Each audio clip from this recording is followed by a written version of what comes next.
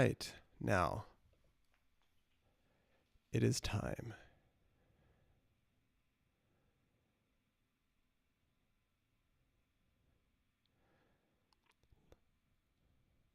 Still making sure that all the audio is good. And then we can begin. Let's see. Still making sure. Yep, okay, audio is good. Going to share this. And we can get started.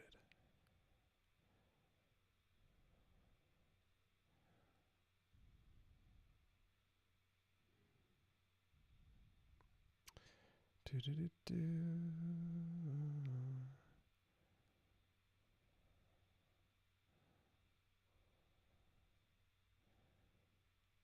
Da-da-da-da-da-da.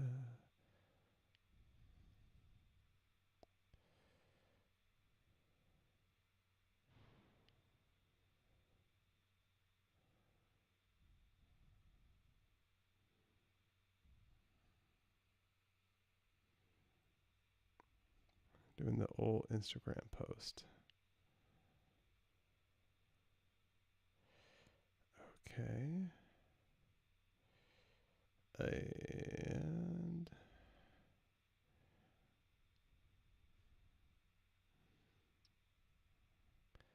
going to check into the stream.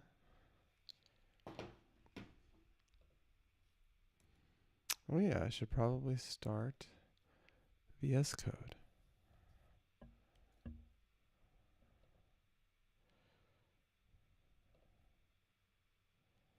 Here we are. All right.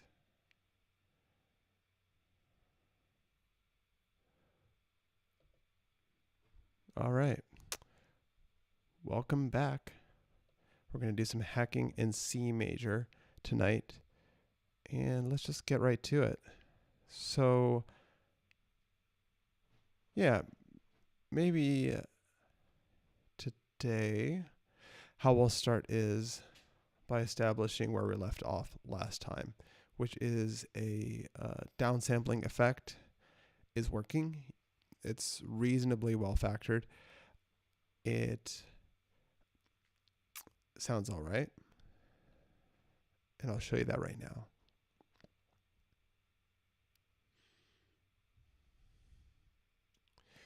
And my computer, as usual, is, yikes, holding on for dear life. Let's see if there's anything I can do about that, or I'm just going to have to rock through it.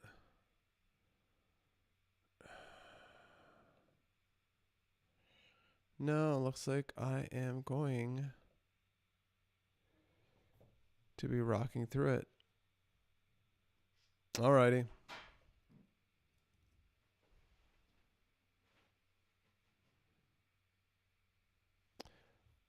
Waiting for live to come up.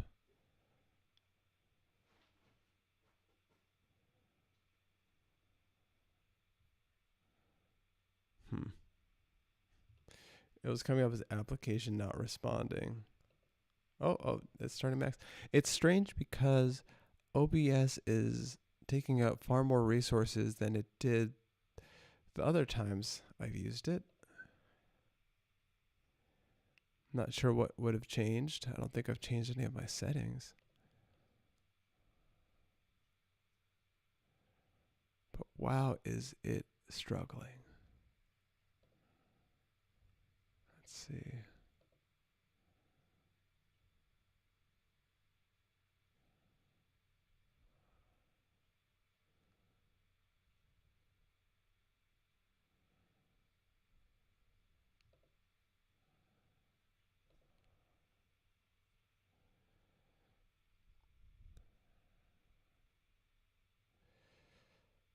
Let's see. Okay, here we go.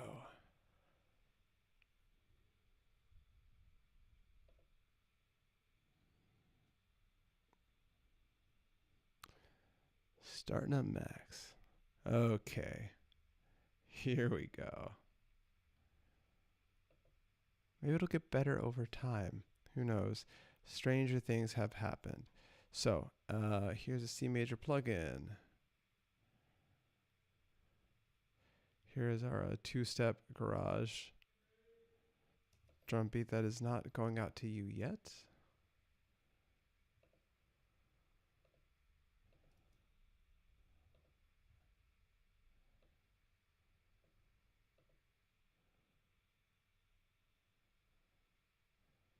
Oh, cool, great. And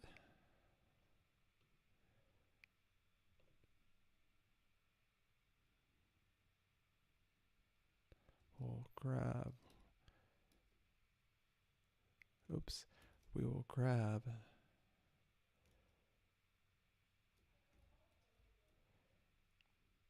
the UI. Here we go. Oh, oh, yes. So at the end of the last session, I wrote out my general case and question for Discord, and clearly that's not valid code. So, right, so we've got gains all the way down, frequencies. So, cool. Huh, that's interesting that what it does at such a low sampling rate. Cool. So last time there were a few issues with this. While we're here, I want to quick see what happens if I change sample rate. Let's see. Oh, nope, still does not work. Ah, and in fact, wow, it broke a lot. That's interesting. Let's see if, okay, you know, that's probably on me for, okay, oh, I guess that makes sense. Okay, so actually, in the last session, I remember saying something to the effect that, I think I've done something wrong because when I change sample rate, it just doesn't, something's messed up. It stopped passing audio. In fact, I think that that's an issue with my system, probably since I'm streaming, Live doesn't want to, well, Live wants to change the sample rate, but then the other end of the device, the black hole device that's attached to OBS doesn't want that to happen. So that's something to keep in mind. Anyway, so let's go back to 44.1. Let's not think about arbitrary sample rates. I suppose I'll just do that offline. And we'll confirm that. Awesome. Yep, okay. Sounds like the effect. So there's a few things that I want to do. Maybe all of tonight, or maybe in the next hour or so. I want to figure out initialisation. So the question I closed out the last session on was, how can I define initialized values?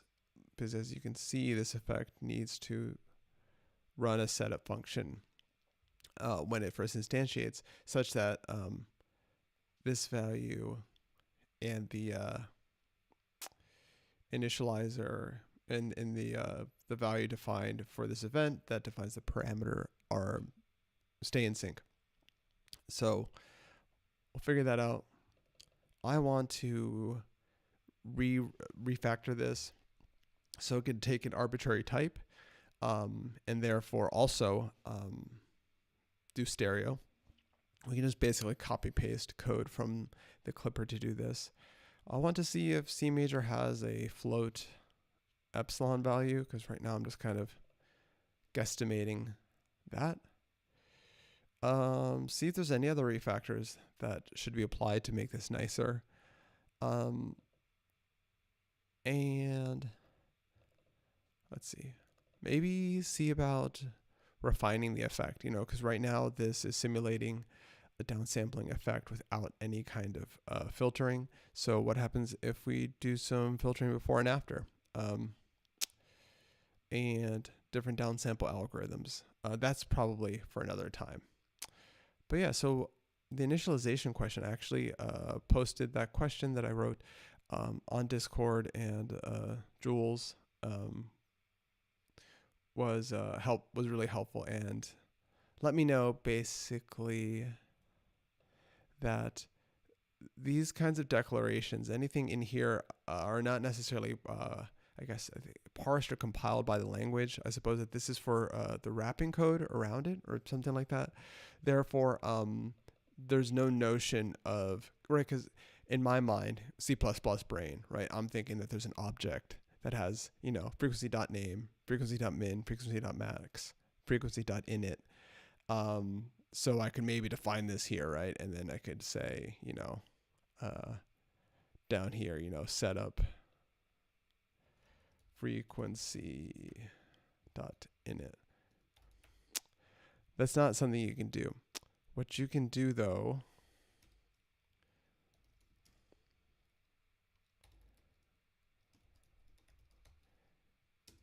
is the opposite. Oops, no, that was right the first time. Define the init frequency, and then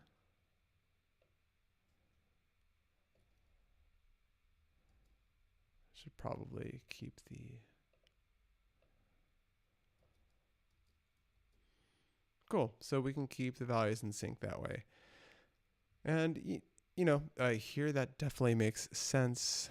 I personally don't see a point to have an initialization, a starting frequency of anything besides 441 for an effect like this. Let's see if that built. No, it did not like that. Cannot resolve annotation value. Uh-oh, hold on a second. What are you doing? Here we go. I still get to look at that bug again.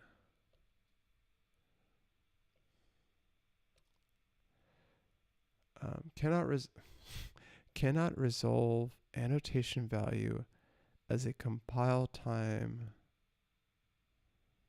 Huh.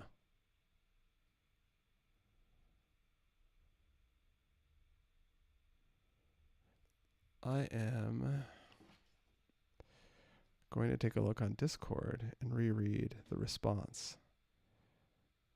Perhaps I've missed something.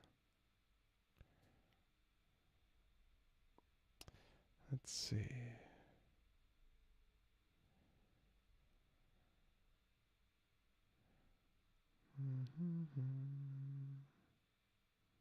Okay.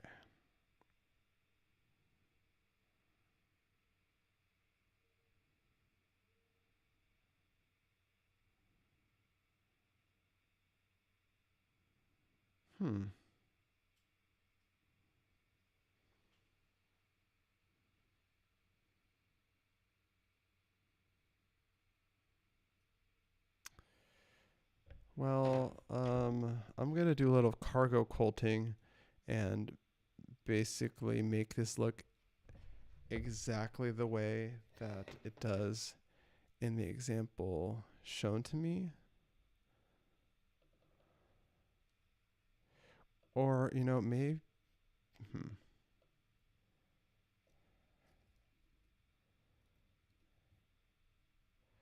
let's see.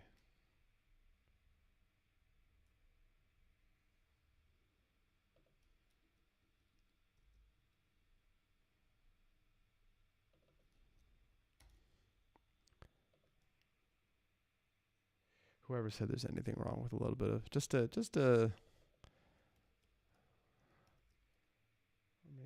maybe I spelled init wrong or something like that.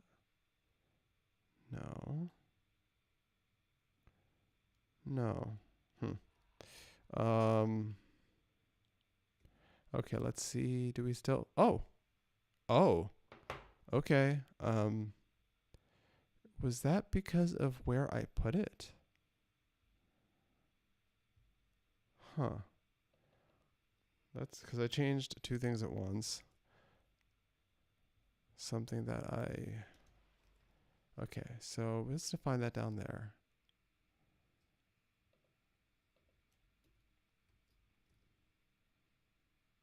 Oh, I think that let makes it const, if I remember correctly. That is going to be the next question. What does let do exactly? Let's see, because then if I redefine this to float, yep, okay. Yes, so it did not like that. So yeah, so we can initialize with this constant here.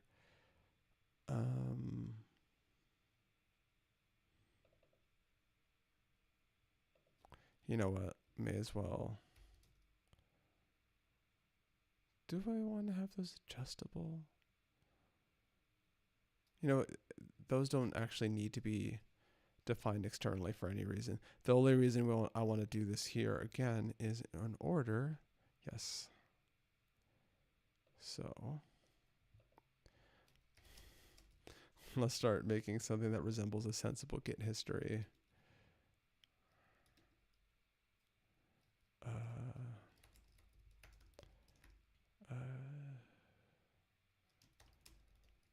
Use constant to lies.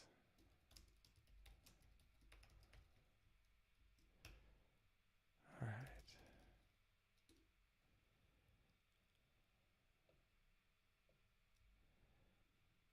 So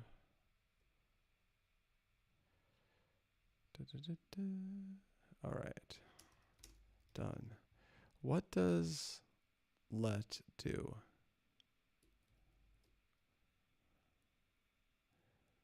Let's find out together. Language reference. And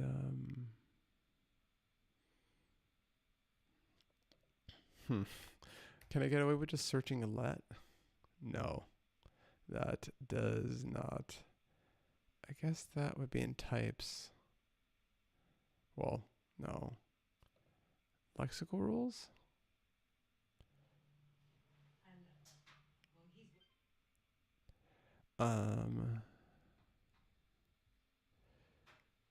Types, declarations,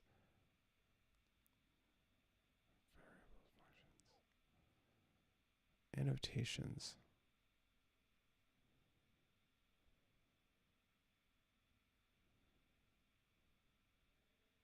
At various places in a Cmajor program, an annotation can be attached to a definition such as a processor, endpoint, function, variable, etc.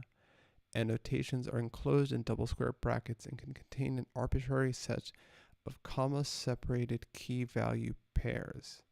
The compiler generally ignores the content of annotations, but allows the runtime to access them. So this is what Jules was explaining.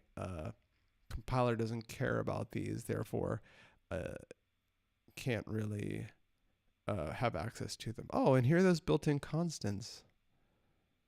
Interesting. So you can get the, you can get the period too.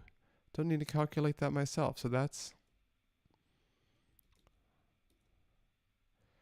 refactor. Use built-in period instead of calculating it. Why not? Calculating. Da, da.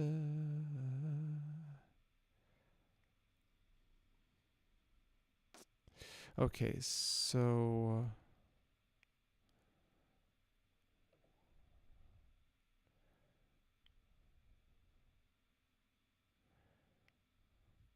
I guess declaration.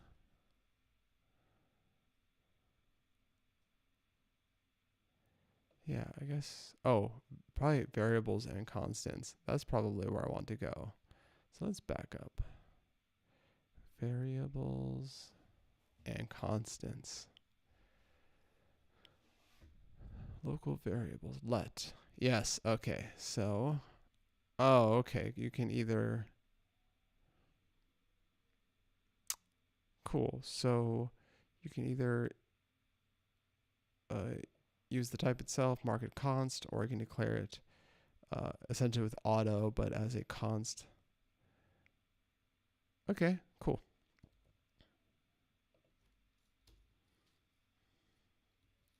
What does let do?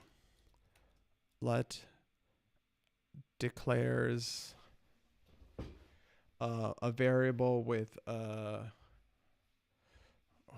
do you describe it? Oh, you know, in C++ you would call it auto. It declares a variable with a context dependent type that is a constant. Cool. And figure out stereo. So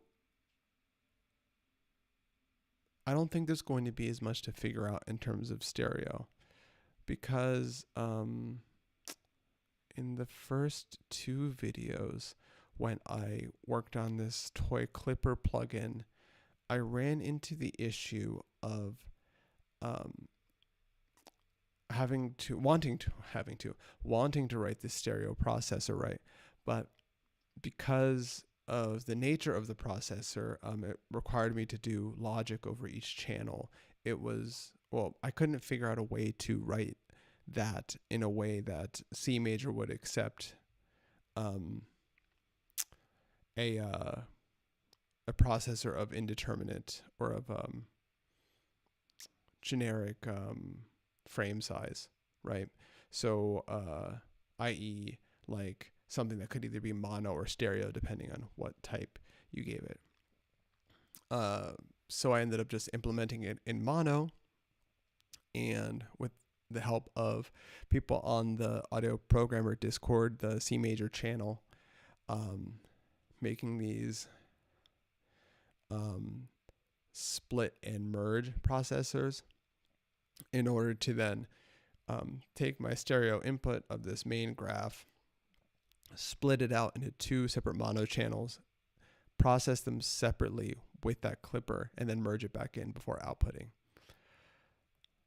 So I think that this will be different. I think that I can just, since I'm just generating an oscillator and multiplying, I think that I can actually just, I just need to make both the, although I suppose it would be nice.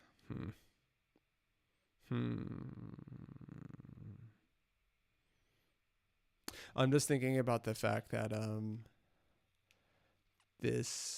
overthinking it. I thought to myself, right, this effect is composed of two things, right?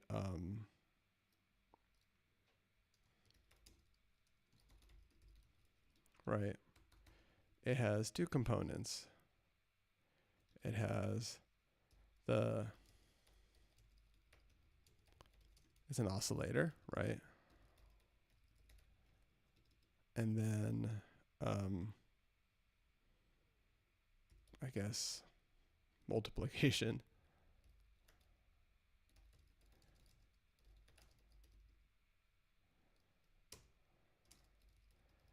And the thing that I'm realizing just now that I started overthinking about is the first thing we're going to do is we're going to,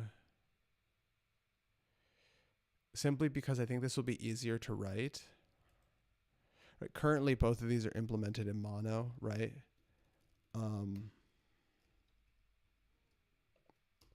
So there's basically two, well, it's like, I guess they're composed, right? So it's like there's like this, I guess you could think about it in two modules though, right? So you have like the blip, the oscillator module, and then that goes to like basically this multiplication module, right? Where the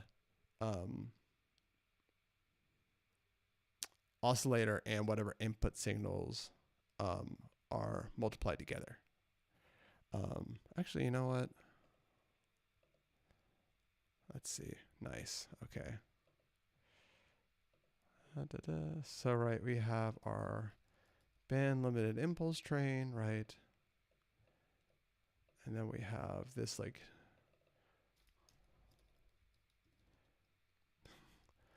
let's just pretend we're in max for a second, right? And now, so I'm gonna, oops, right.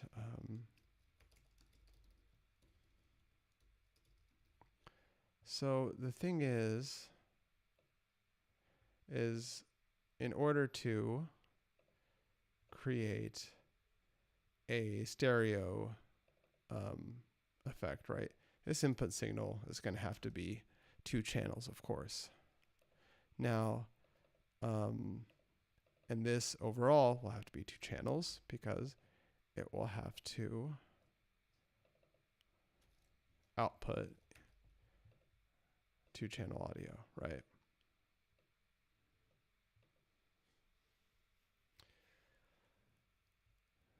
However, this only needs to be 1 channel because it's going to be the same regardless of what channel is being applied to.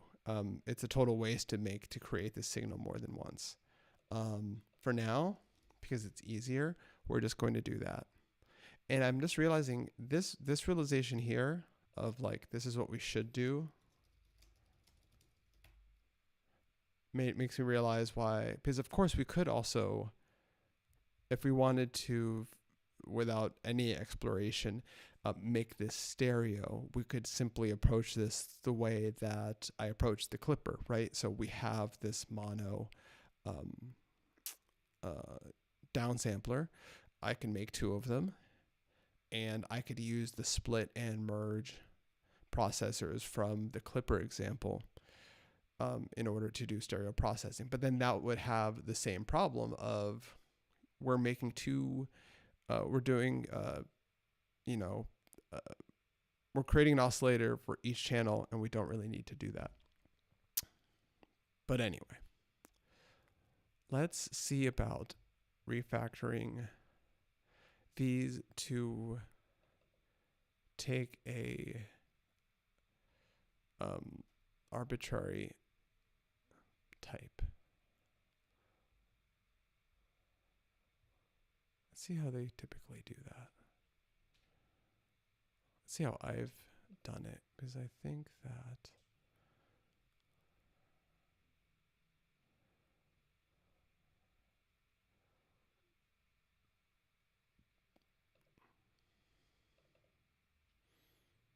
let's look at merge stereo. Oh, let's go like this. So okay. Now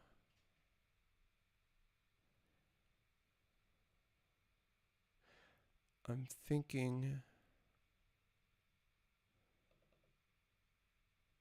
about how it seems that this type aliasing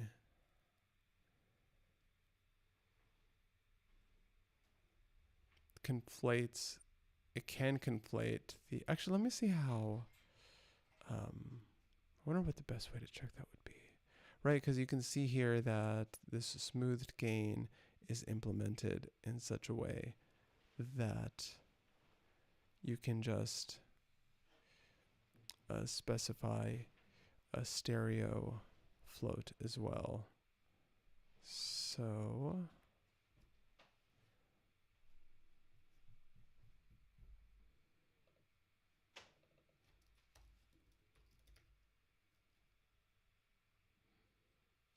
Okay, that was once again not the best thing to do.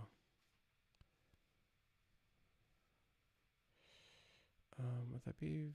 I guess that could be not processor composition, processors. Let's see.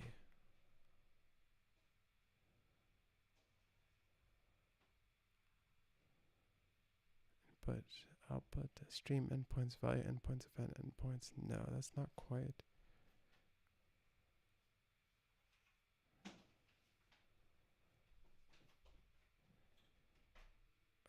This is not quite what I was looking for.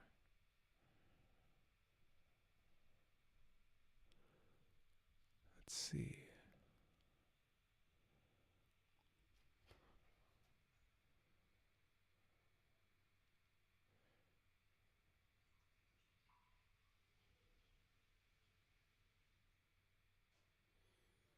Hmm.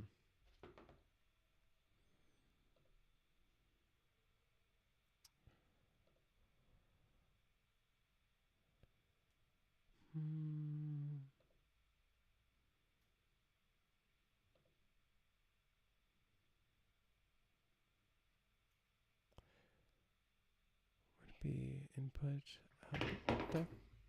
Uh-oh. Sorry about that. Okay.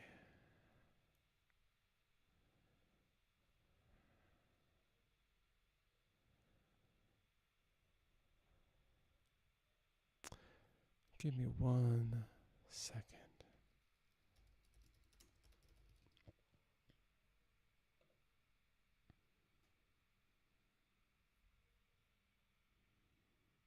Okay.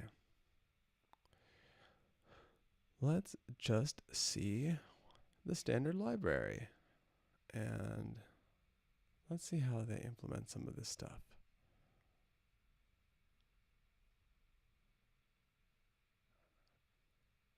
Okay. Okay, so looks like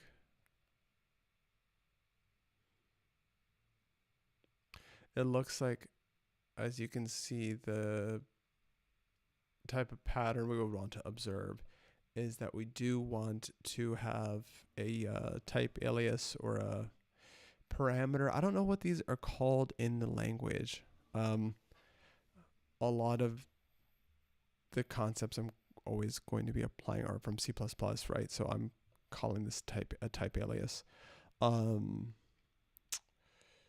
So okay, well let's start with that. Let's just rock with the frame type, and then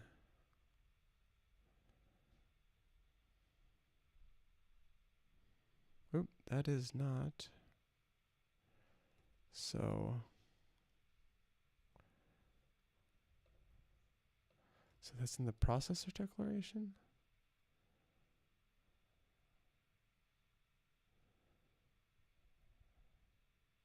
You know, this is also probably a really good guide for style. I mean, it absolutely is. It's from the people themselves. Okay, so using frame type float 32. Right. Cool. And we will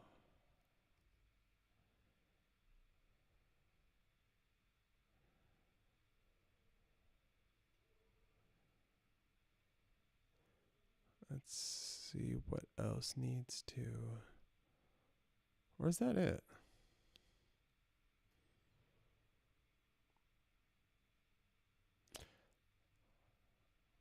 Need to.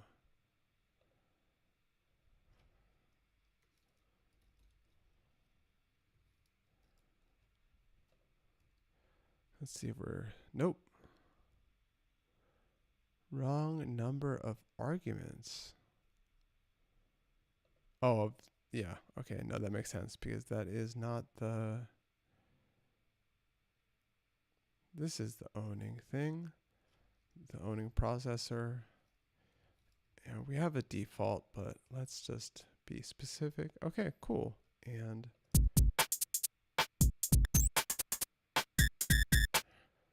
clearly we have some kind of initialization problems because it definitely did not, when it reloaded, it did not load at that. I guess that makes sense, but whatever, it's fine. Cool, I'm also gonna turn that down for safety. And now, let's do the same for the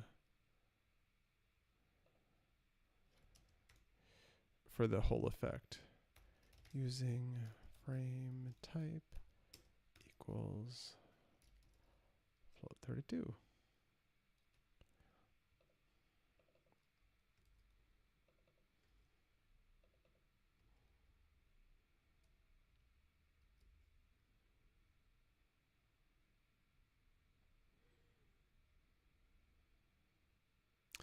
And for now, as I said before, we will just make, or at least we'll just attempt to make, the oscillator the same amount of samples, although looks like we may have, oh no, I turned it down.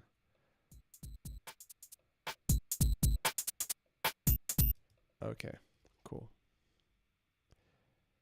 So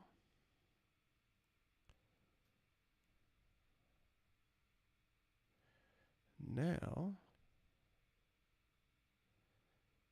if we just,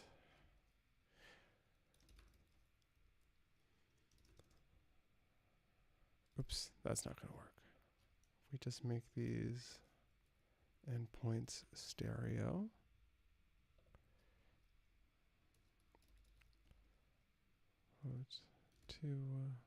I know I'm being fast and loose with float 32 versus float.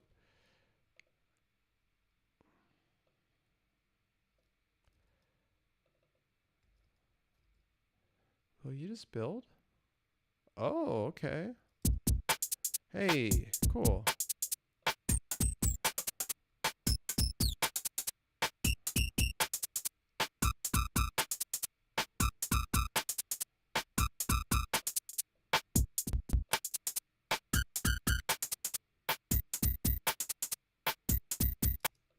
Okay, great.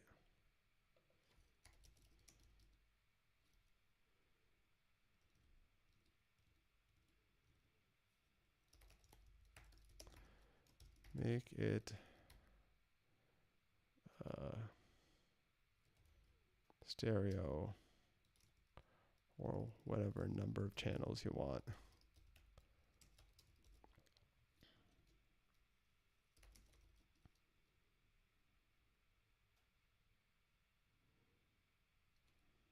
I'm going to take a quick water break.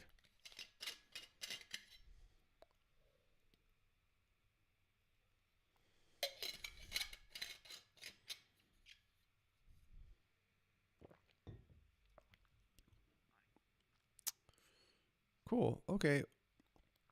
Now let's see if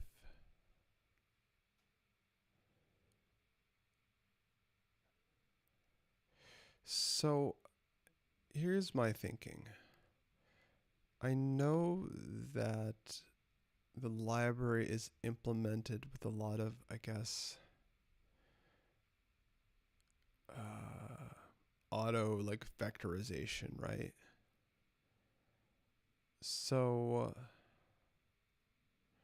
therefore, what I'm hoping that I'm going to be able to do here, right, is that it's not going to matter. Right now, this is very straightforward. Like this is every loop. This is going to be two samples, left and right. This is going to be left and right. Now the thing is, right, if this were just right, this could just be one sample. We could be applying it to both values in here. So what happens if we do that? Okay.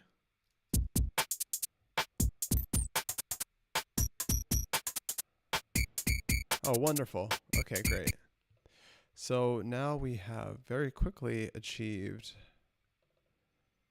this, right?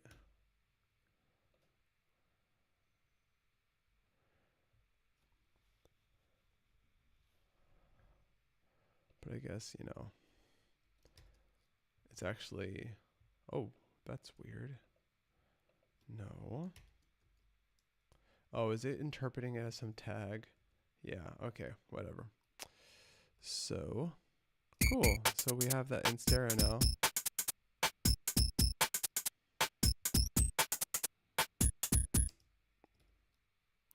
That's not, I don't have to wait for it to start up again. Okay, cool.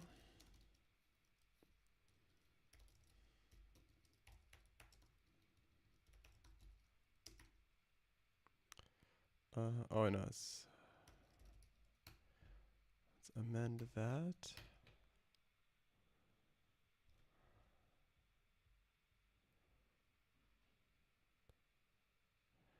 And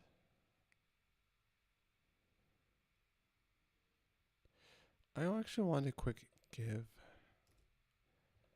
the STK implementation another shot.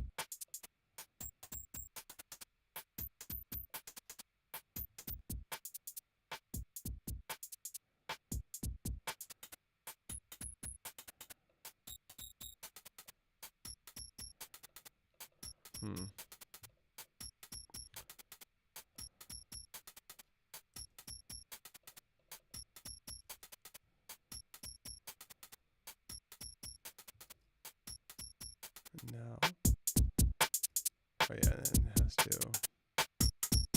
Yeah, there's something about the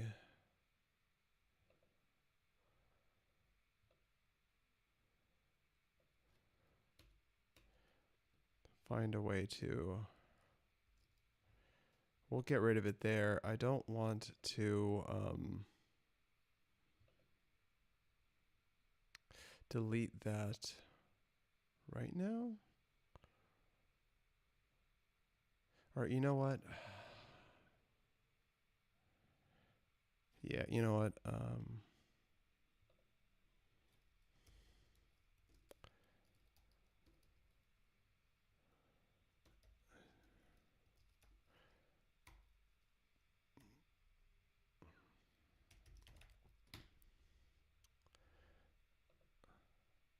This is me trying to split the difference between being decisive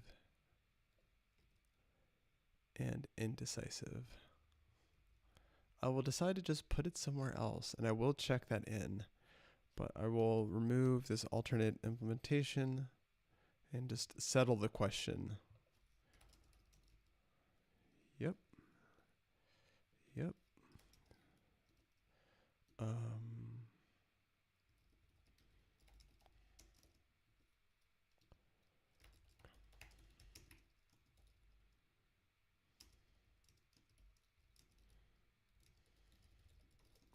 Remove the synthesis toolkit, John, from implementation.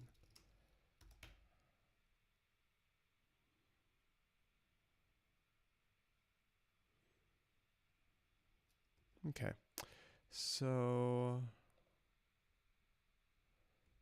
let's see where we're at.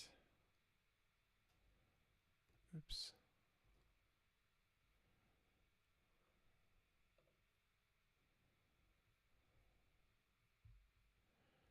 Figure out stereo. Done. Changing types. Let's see. So when I was doing some debugging off stream, I got this initially kind of working, but it was insanely noisy. It sounded really broken. And then I made some changes and I don't quite know what they were, and it started working again. There's only one thing that I think could have changed, but it doesn't make any sense to me. And that's the reason I'm going to I hope that I can really easily at least make the this and what this oscillator, does an oscillator ever need to be? No, this oscillator would never need to be stereo. That doesn't make any sense. So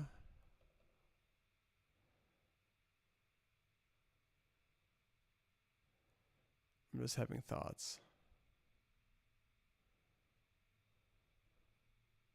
That's the interesting thing. I don't like the fact that you can, it is convenient that you can do something like, oh yeah, here's this frame type, and this could either be a scalar or an array, but it makes me feel like, because right now I'm thinking like, oh, well, I always want this to be mono, but it doesn't seem like I have a way of preventing a user from a client from making a stereo.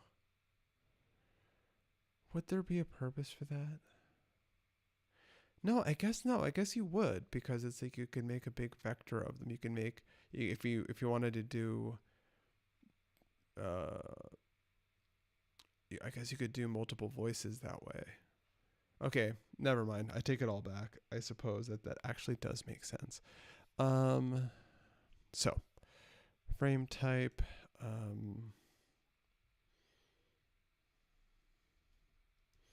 I'm just going to keep borrowing a language from, what is it, coefficient type? Sure. Using coefficient float 32. And, right, and then we're basically just going to replace every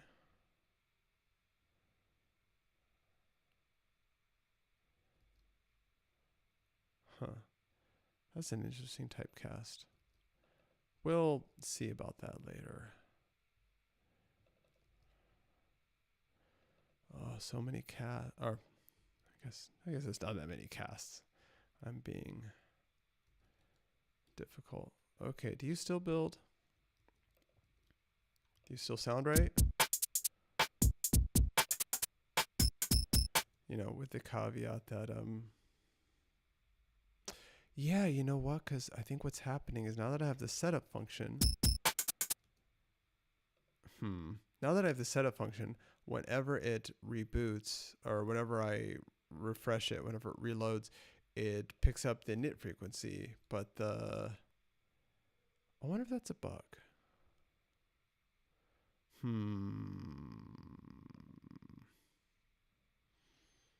Interesting.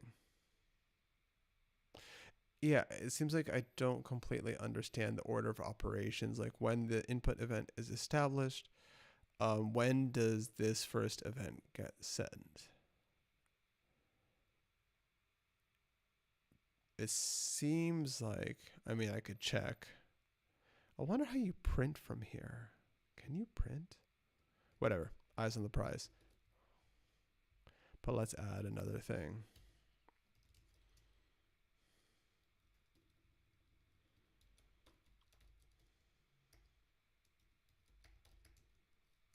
Can you print to console? And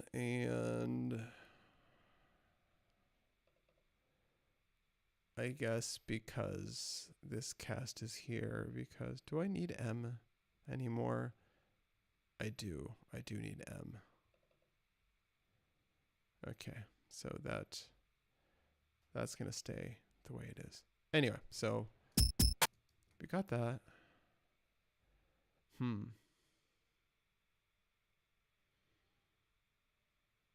I'm just realizing now. Well, whatever. Let's just see what happens when we. And you know what? I'm gonna turn the gain down. Maybe the problem won't be apparent, if there is a problem even. Right? What happens if we... Oh, actually, it might not like that. Yep, it does not like that. I am going to need to...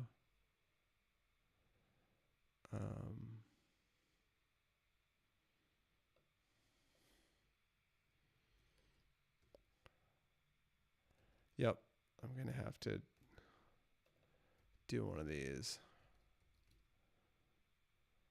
Oh.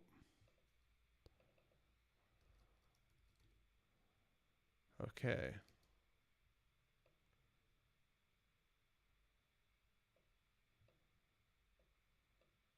Huh.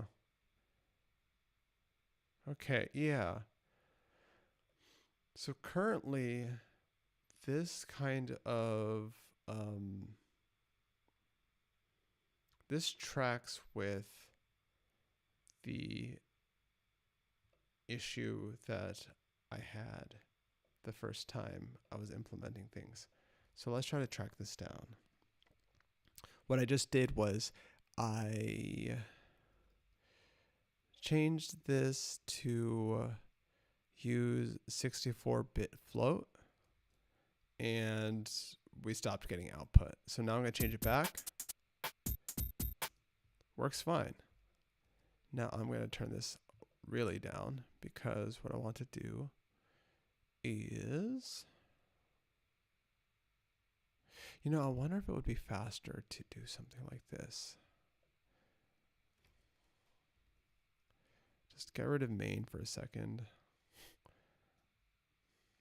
Or get blip playground to whatever, right? And then this is, I just want to test the oscillator. And I think what's going to happen is that the oscillator is going to sound really messed up.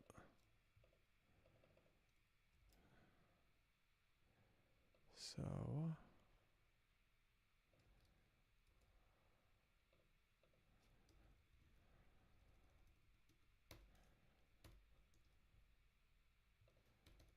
let's see. Sorry about that. Kind of scared me too. Even though well, whatever. Okay, so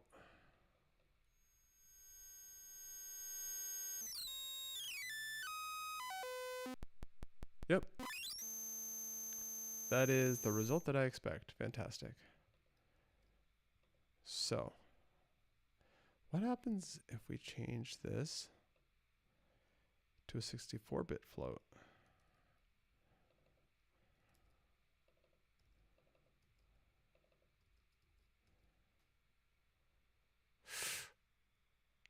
Okay. That's bad. Let's see if we can.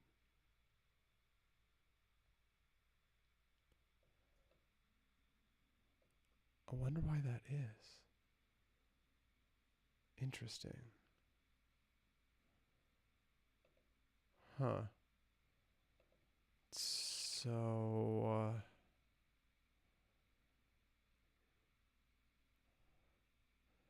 using a 64-bit float just totally kills everything.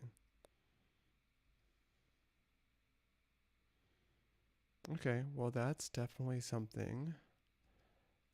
And now, oh, I didn't have it. Wait, let's see. Oh yeah, of course there's not going to be any. It's an infland.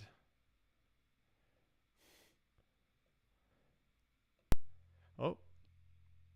Okay. Oh, okay. Crap. Speaker, well. Sorry, I'm going to write down.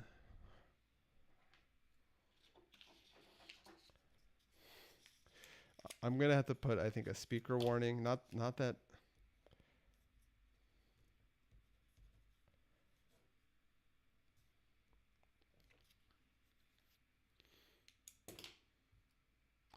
Not that you're listening to this super loud on, you know, amazing speakers or anything like that. Oh, I have ruined live. Okay, well, I guess I will be. Wow, I hope I still have audio. I'm going to quick check that. With my luck.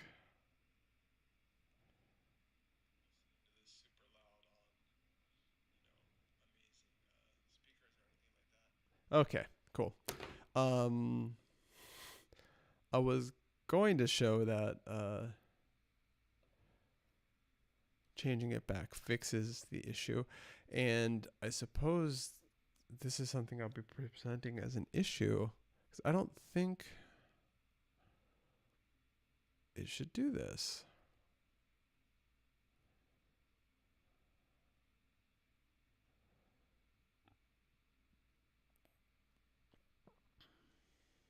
Okay, so let's be super careful now. Right, bring up. Let's bring up the.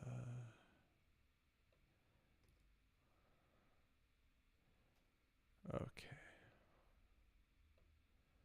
So.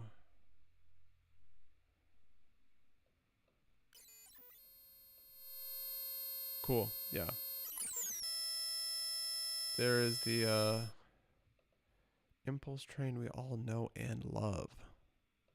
So that's back. Going to comment that out. Bring back.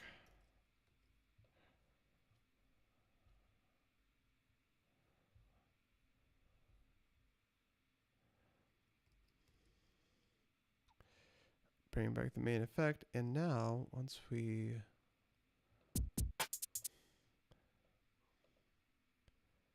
turn this up,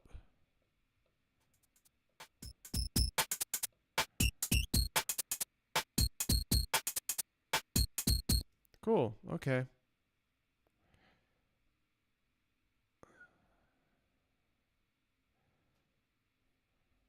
So,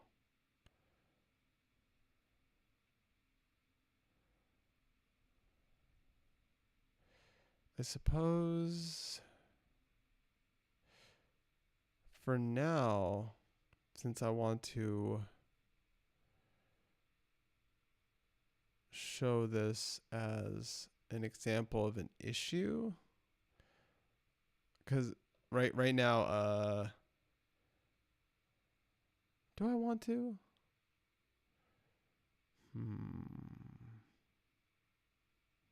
No, because if they're testing, I'll just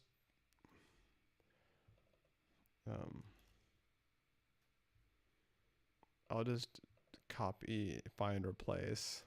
Well, will I?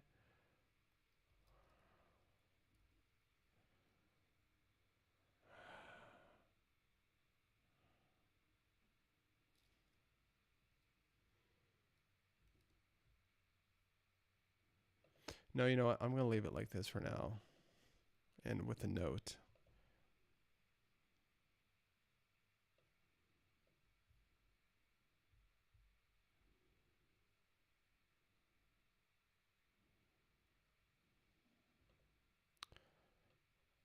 And I'm going to change blit oscillator and blit downsampler.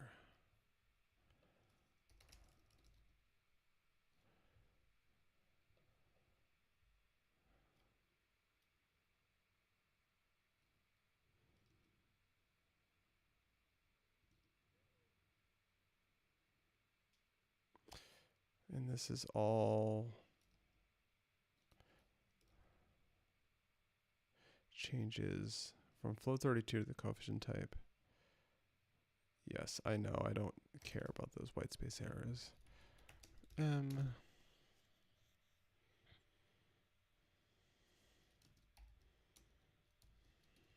Add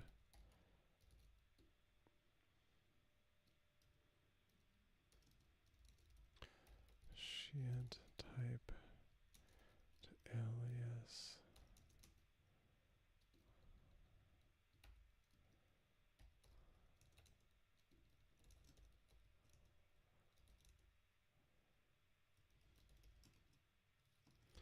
And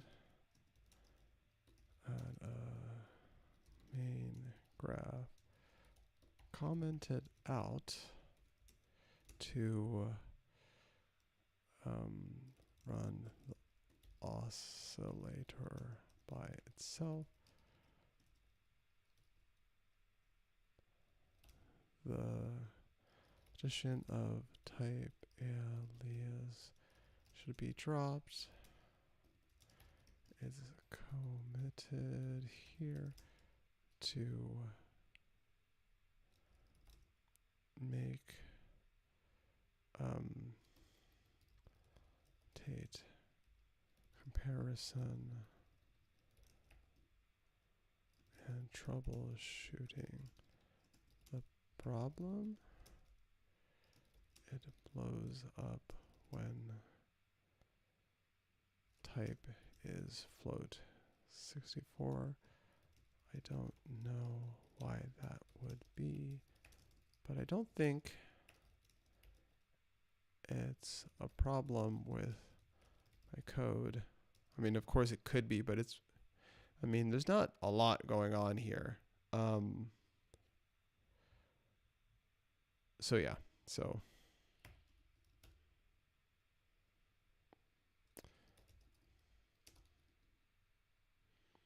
And git commit, clean up,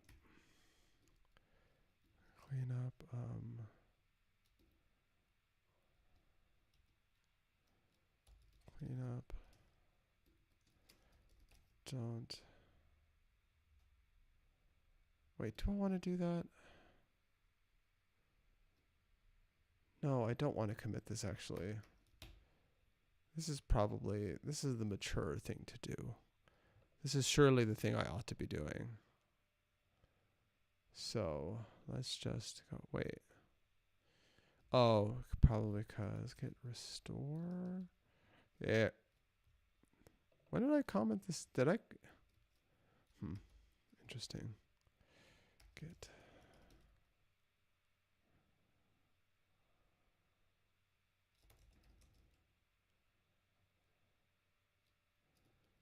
Git restore staged.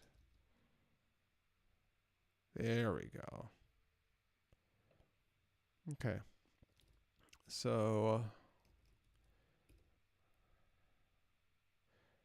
changing types. Done. Blows up for float.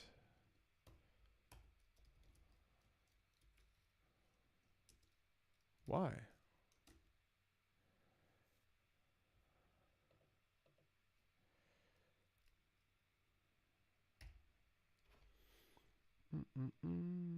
Going to take a quick water break.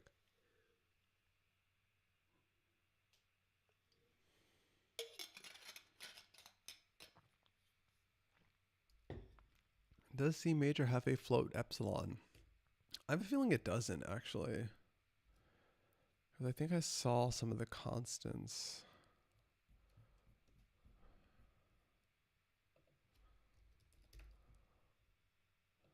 Let's see. Oh, that.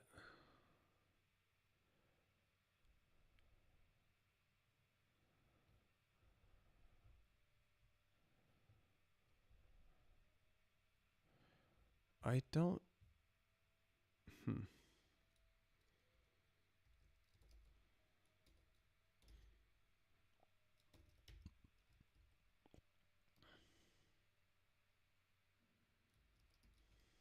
Oh.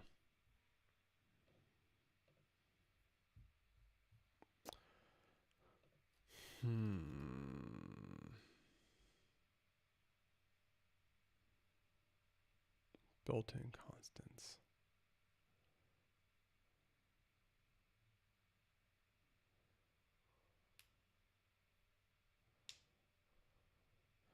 It looks like the answer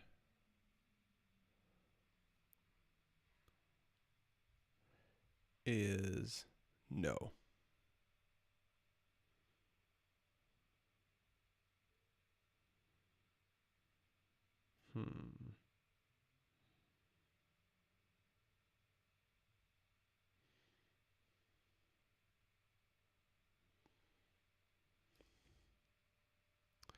I guess it's another question for ask Discord. Does Cmajor have a float epsilon? Doesn't seem like it. Ask Discord. So in light of that, well, I wonder if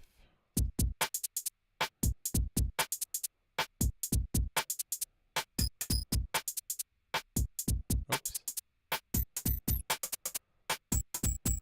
Right. So we hear I wonder if we'll be able to hear an audible difference as we start adding zeros. First of all, let's. Oh yeah, but see. Okay.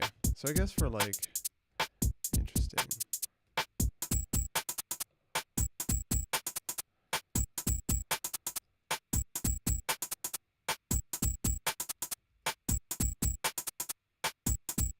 Let's see.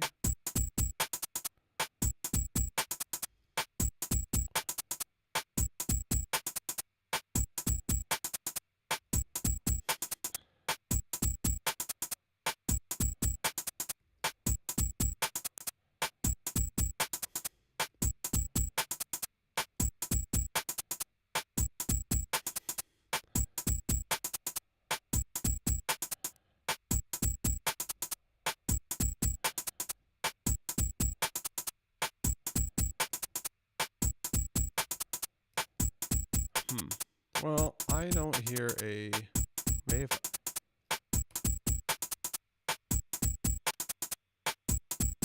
I don't hear a difference between those two, so I'm just going to keep that.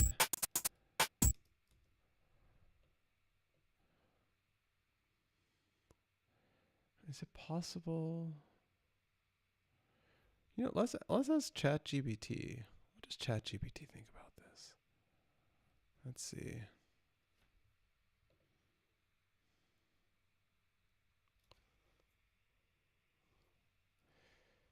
Is it possible to define a platform independent float epsilon? But I don't think so. This is where my not having done comp sci is showing.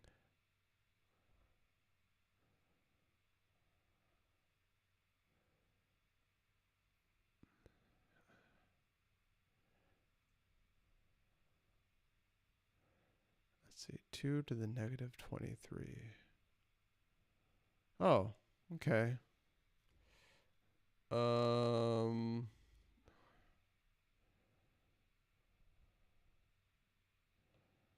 Can I just do... You can let me do that? So ChatGPT says, yes, it is possible to define a platform independent epsilon for floating point numbers.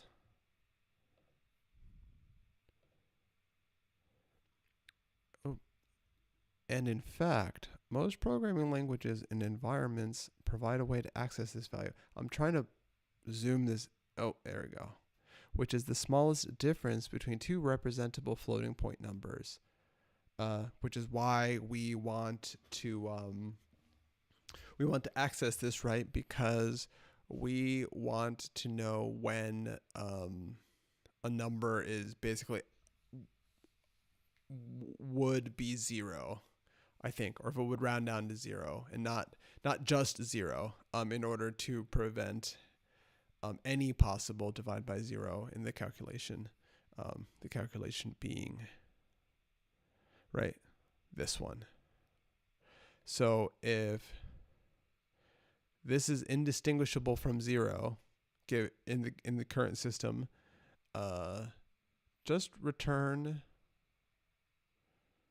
m over p. Anyway, which is, you know, basically returning 1 for this. Okay, so the specific value of epsilon depends on the floating point format being used, most commonly IEEE 754 double precision or single precision. And the IEEE 754 standard for double, well, whatever, we don't care about double. And for single precision, oh wait, maybe we do. No, that wouldn't cause our issue, right? Because the issue with the potential issue of this, right, is that we're being pessimistic, right? This is a much larger value than epsilon, right? So we're saying like for any value that is smaller than 0.001, we want to do the alternate calculation, which hypothetically would make it less accurate if we could actually run the calculation safely. As to whether that matters or not is a different story. For example, if you're doing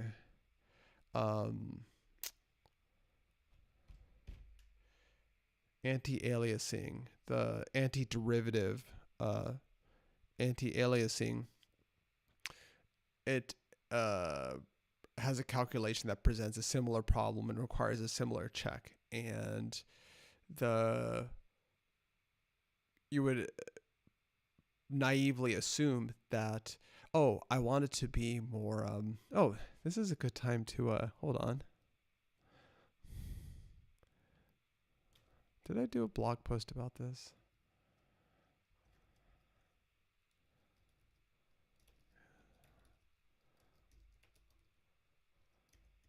Which maybe I should start doing again, but I kind of decided to do this instead. Let's see. Ah, yeah, here it is. Right, you also have to do something similar where there's this, basically this tolerance where if you go below that, the system might become ill-conditioned, or you might get a divide by 0. It seems like I estimated.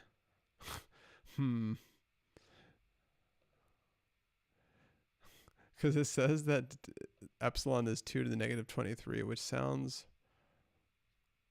really low. Wait.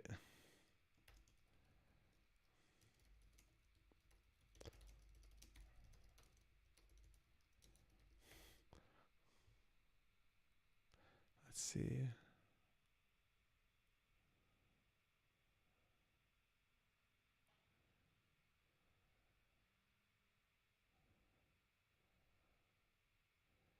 Oh, interesting. So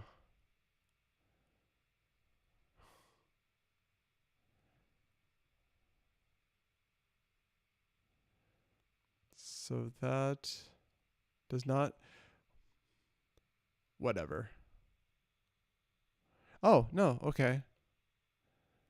Sure. So we'll try using that, since I've gotten I've coerced ChatGPT and my blog post, or at least I probably got this value here from printing stoichiometric epsilon. But anyway, so right, the intuition here would have been, oh, this is the main calculation, and we're only supposed to do this calculation if we're in this area where doing the main calculation would cause a divide by 0 and make everything blow up. But my first boss and mentor pointed out, no, that value doesn't need to be so large, or so small. And I actually spoke with Jatin Chowdhury, who told me more about how my assumption was, I explained more about like why you would choose this value, and I thought it was super interesting. Let's see. He says, well, I'm going to read from my own blog. It turns out that my thinking was turned around. The fact that we use the conventional calculation when we would otherwise have a divide by 0 doesn't mean that we have an edge case. We can't reason then that we want to use because of this, we can't, wait, what am I even saying here?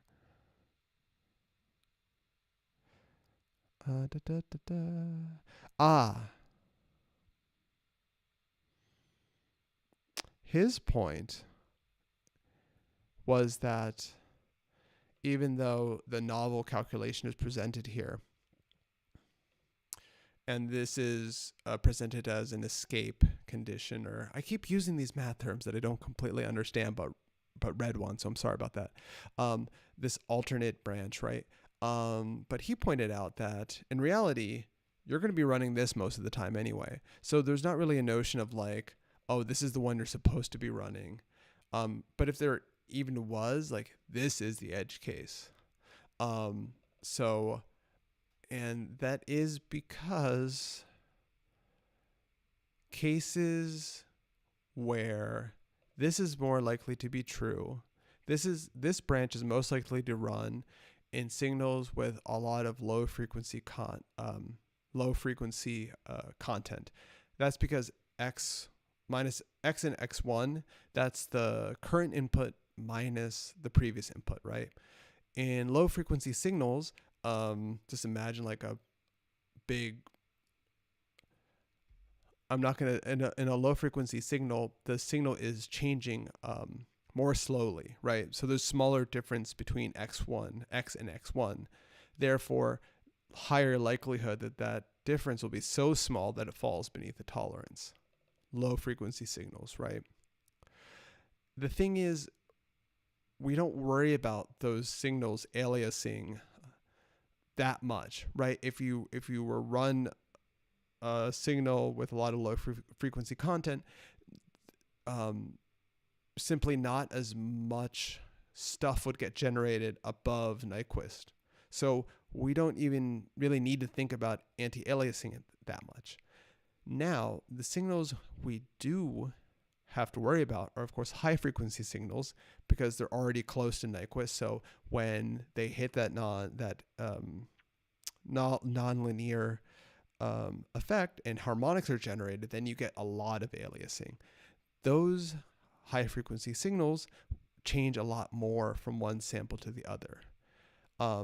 Therefore, that's when you're going to be running this. Anyway, digression over. So, knowing that,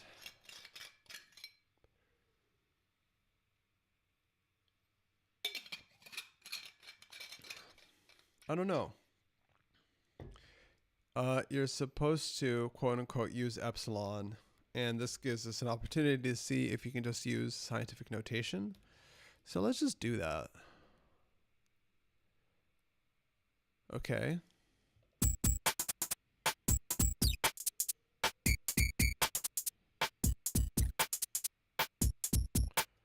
Cool. And I guess I will just say estimated. Should I even say that? It feels silly. Because the ChatGPT entry says it's, I thought it was platform dependent. I didn't know it was actually defined on this wider standard. And if it were like not ChatGPT, I would take it for granted and say, oh, cool new fact I learned. But you know what? I'm just not going to comment. Fine.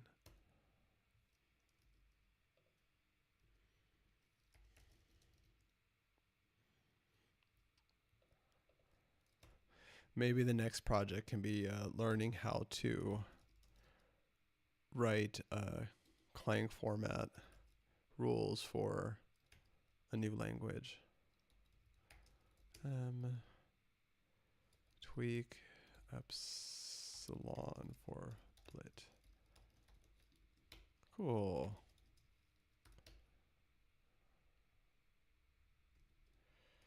Okay, so what's next? Use the built-in period instead of calculating it. Okay.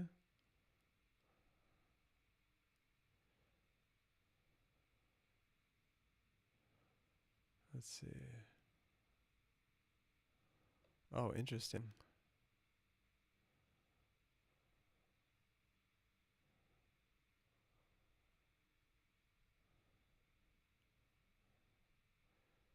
Did we use it anywhere else?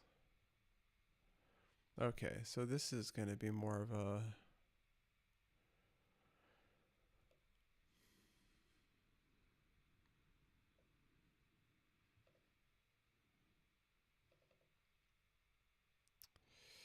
You know,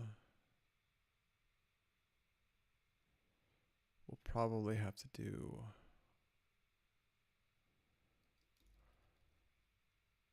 Let's do that for now, and there'll have to be more refactoring. Might just be able to inline this. Oops. Because when this is in its final form, we're not going to be doing the different coefficient type, at least for now. I mean, because clearly, yeah, I don't know why. Why would this not work?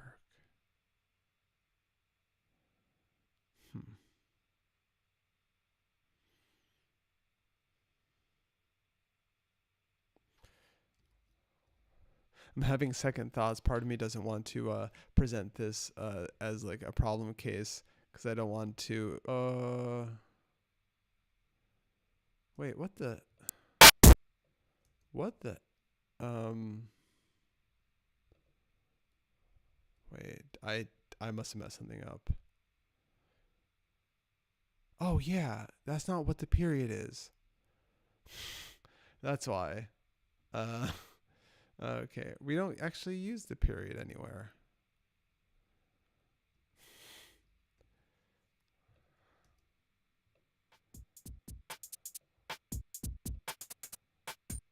There we go. Okay.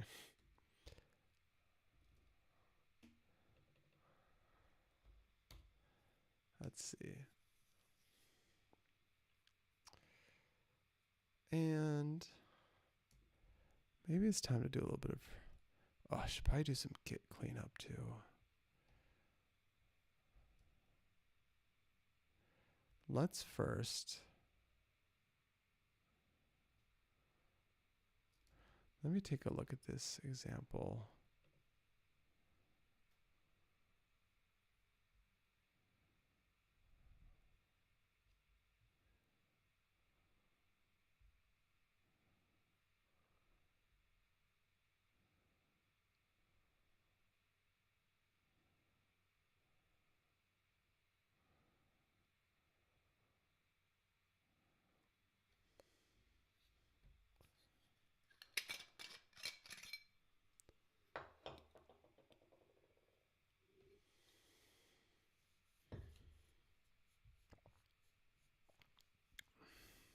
Interesting.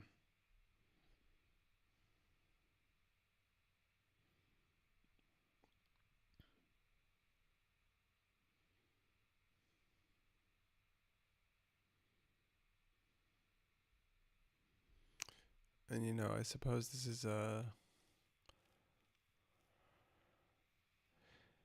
Wow, this is a lot.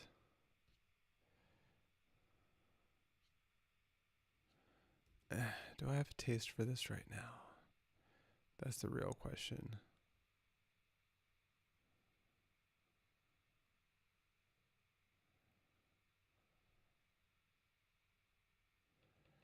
You know, well, no, I won't go C++ brain. A thing I wanted to do was perhaps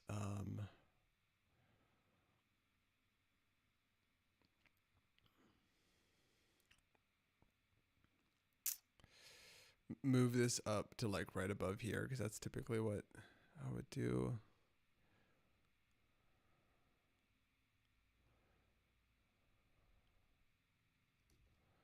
Let's see what they generally do.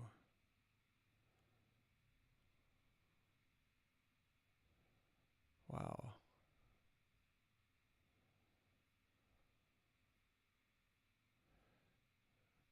I'm just kind of letting this all wash over me. I'm not totally absorbing, which might mean that it's a good time for me to think about wrapping up. Let me think about that.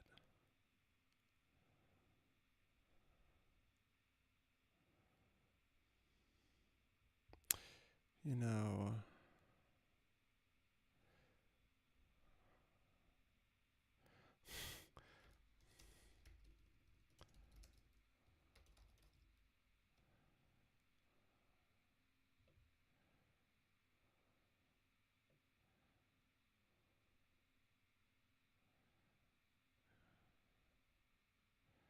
You know what? Let's do a little bit of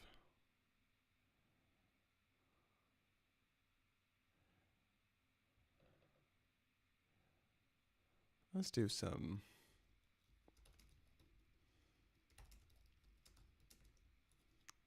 Git magic.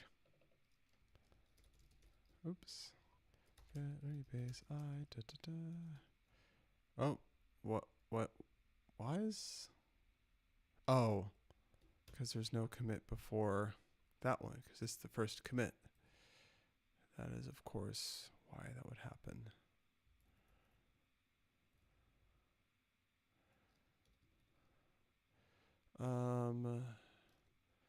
Let's see. Do I remember how to? No. Let's see. No. I'm trying to do visual line or visual block. Nope, not that. Ah. Okay.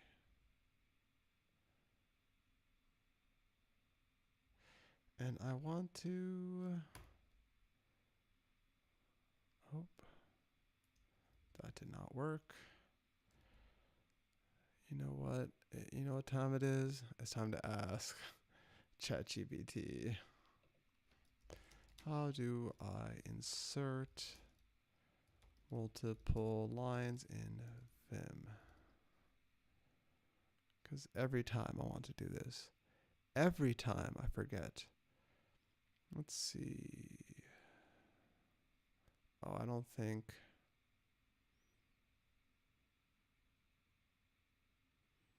Let's see. Maybe I'll rephrase this. How do I highlight a block in Vim and apply the same change to the contents?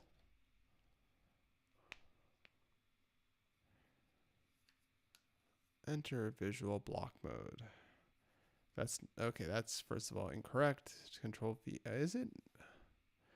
Okay, and then oh, here we go. To append. Deleting. Okay. See. Oh, okay. So, okay. Control V, visual block. Nice. C. Okay. Squash. Now. Oh, hell yeah. Okay. And.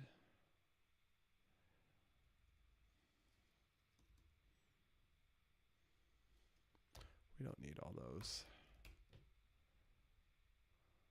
Cool.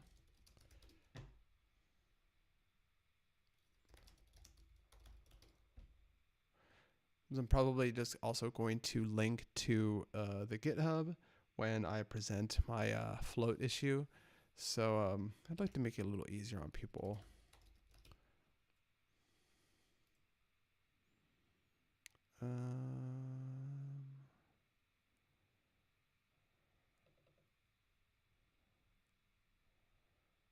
Okay. So git rebase I. Let's start there. And let's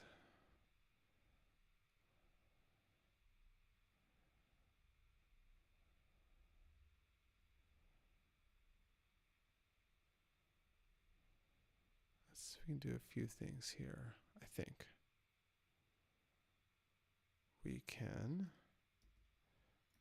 squash this. Get rid of all this. And this is initial split implementation. Could probably split it into implementing the oscillator and then also doing the refactoring, but maybe later. I don't feel like doing that. So, now I want to, the very least, move this and squash that.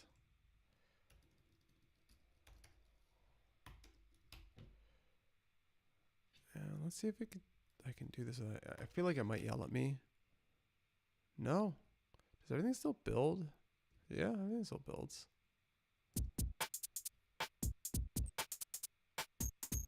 Yep, okay. Cool.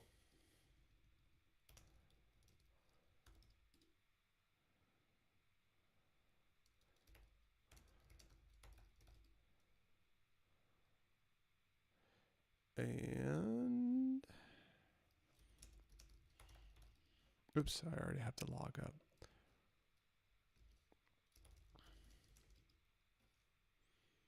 Let's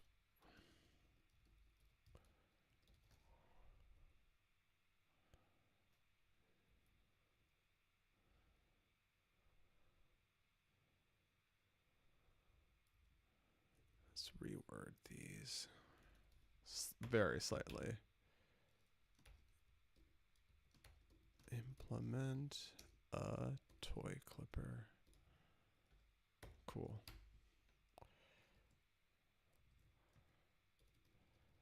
Adjust tolerance for blip calculation.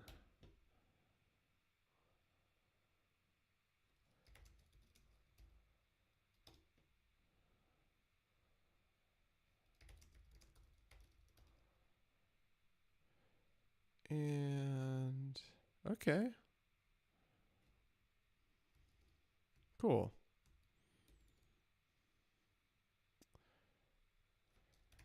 Not yet. Wait until answer about float 64. Okay, I think I am going to call it there. Next time.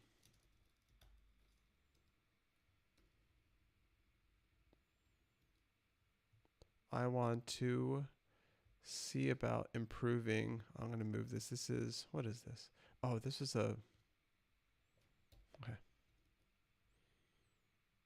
Let me get rid of that too. Okay. So next time, probably this coming Sunday, I want to mess around with some filtering.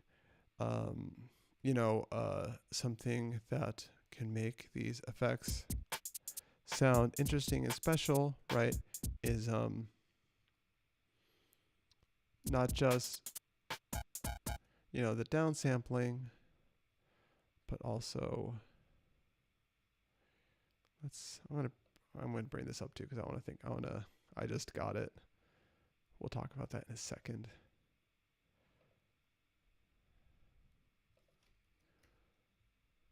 That's the wrong place. Here we go. Right, is the special sound.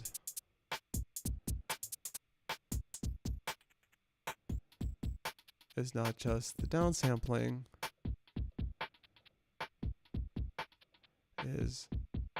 Although I don't, it feels like this is actually getting filtered as well. So I guess it's kind of makes my point, but like less explicitly. You can hear that along with a little bit of that downsampling.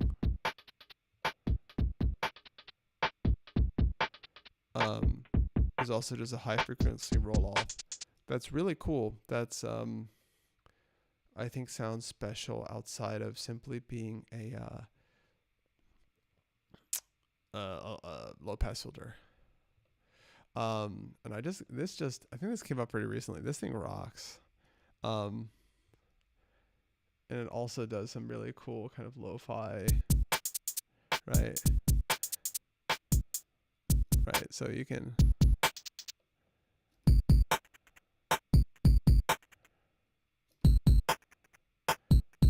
But this also can introduce, right? This has the basic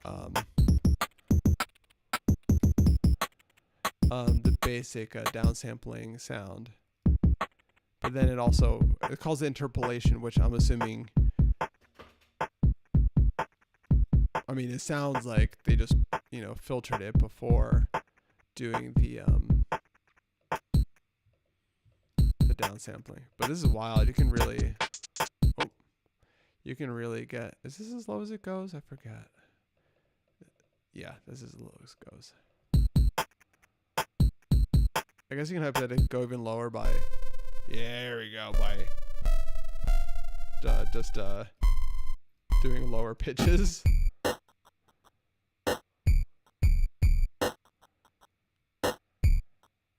I don't know. I love sounds like this. And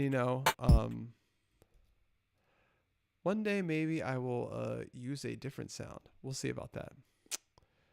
Anyway, so we'll see about messing around with filtering to add some more flavor to the effect. And then I want to try at least one other simple downsampling algorithm. I want to see what it looks like in C++. It'll probably be me doing that off stream because, because I'm sure, the really easy, intuitive way to do this is to use the Cmajor service, the server, the app, but there's some kind of incompatibility going on with my system, so can't do that.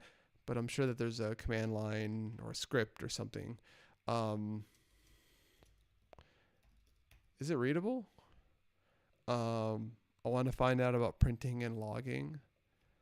And I think eventually, I think it would be cool to have to produce something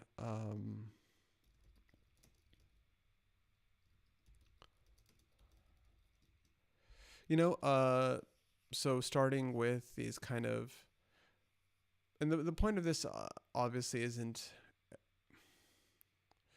these are very simple effects as you saw to put together, but what I'm interested in doing is seeing what it takes to not just implement these simple effects, but package them in such a way that actually makes them useful to other people in a kind of library type format. I've never done anything like that before, so maybe that will be my kind of long-term goal with this. So yeah, thanks a lot. Hopefully you'll come around for the next one to hang out. Have a good rest of your day or night or wherever you're at.